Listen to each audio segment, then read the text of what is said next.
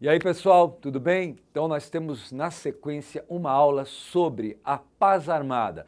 O que é a paz armada? Conflito fundamental do século XIX, processo de unificação da Alemanha, a Guerra Franco-Prussiana, daí até a Primeira Guerra Mundial. O que aconteceu? Quais foram as energias que surgiram e que encaminharam a Europa para a Primeira Grande Guerra? Dê uma olhadinha no nosso vídeo e acesse o site aprendacerto.com.br. Dê uma olhadinha, a gente já fala de novo. Um abraço! Olá, queridos! Vamos então dando sequência à nossa história geral e agora faremos uma reflexão sobre o caminho para a eclosão da Primeira Guerra Mundial.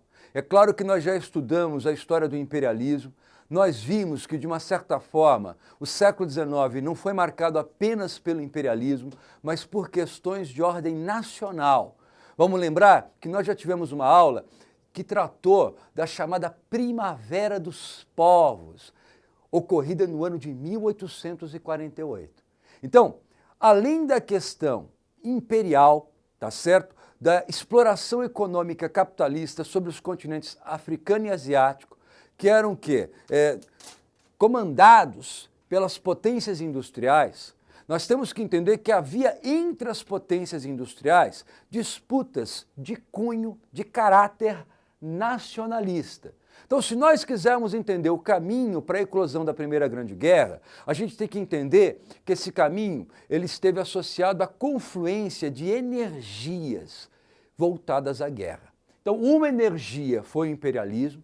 As disputas imperiais colocavam os estados europeus em estado de beligerância, ou seja, de tensão, de conflito. O nacionalismo, vamos lembrar do processo de unificação da Alemanha, que envolveu a famosa guerra contra a França. Lembra disso? Os franceses se achavam o umbigo do universo. Ai, nós somos os civilizados, que maravilha, civilização, berço da civilização é a França. Veja, eles olhavam para os alemães e olhavam e viam o que nos alemães? Os alemães, eles são bárbaros, mas os bárbaros dos alemães deram uma surra nos franceses. Tomaram Alsácia-Lorena e consolidaram um estado industrial poderoso no coração da Europa. O segundo Reich emergia ali.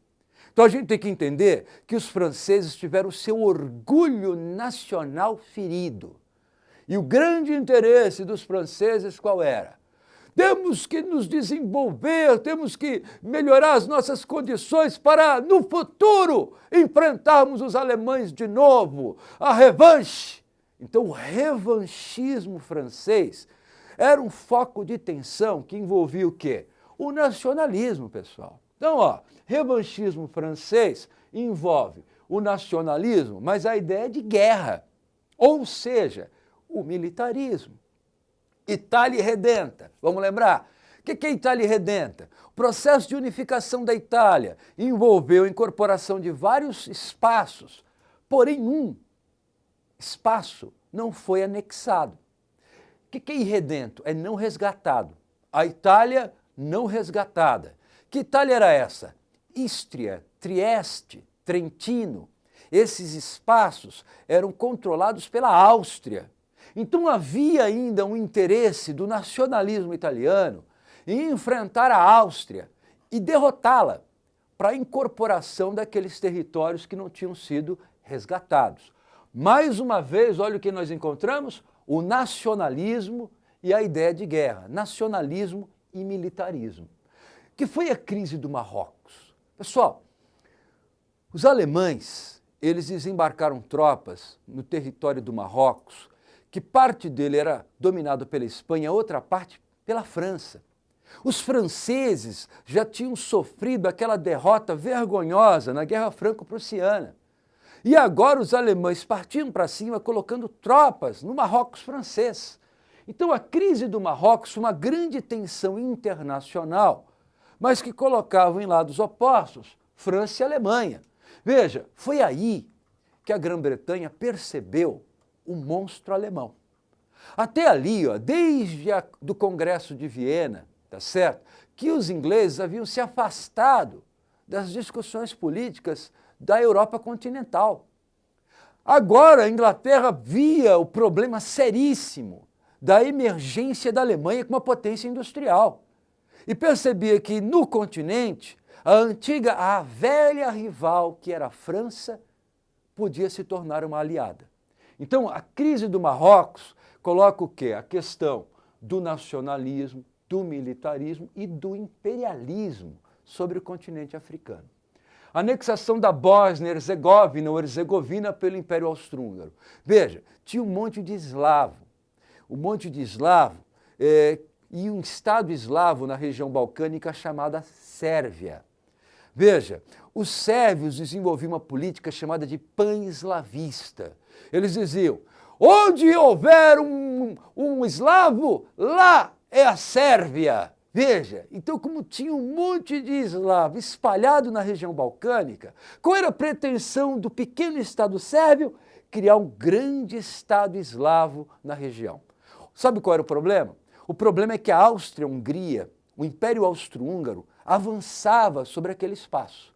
Então aquela era uma região nervosa, tensa. Grupos terroristas se organizavam para desestabilizar a expansão do Império Austro-Húngaro. E é claro, o governo sérvio parece, veja, existem estudos que tratam disso. Alguns autores falam, não havia relação entre o governo sérvio e os grupos terroristas, e tem outros autores que falam, olha, há sim documentos que mostram que o governo sérvio estava envolvido no estímulo de movimentos terroristas na região. Então a gente tem que entender que quando o Império Austro-Húngaro anexou a Bósnia e a Herzegovina, certo? A Sérvia deu sinal verde para grupos terroristas atuarem desestabilizando o domínio austro-húngaro. Então, esse era um grande foco de tensão. Vamos lembrar que os alemães tinham um acordo com a Áustria-Hungria e o projeto alemão era construir uma estrada de ferro ligando Berlim a Bagdá. Veja, Berlim a Bagdá. Bagdá era do Império Turco-Otomano. O Império Turco-Otomano era aliado da Alemanha e para chegar tinha que passar pelas terras da região balcânica. Então havia ali uma grande coalizão, uma grande união de forças que colocavam em lado oposto a França, e a Rússia e a Inglaterra, que não pretendiam a expansão alemã na área. Beleza? Vamos dar uma olhadinha aqui no próximo slide, que a gente tem os outros focos de tensão. Em 1911, mais uma crise no Marrocos, a crise de Agadir, tá certo? Uma nova disputa porque os alemães avançaram ainda mais sobre o território do Marrocos. Veja, em 1911, o resultado dessa crise, o governo francês decidiu fazer convocação militar obrigatória. Precisamos chamar os franceses, precisamos mobilizar os homens, precisamos preparar, porque a França vai entrar em guerra.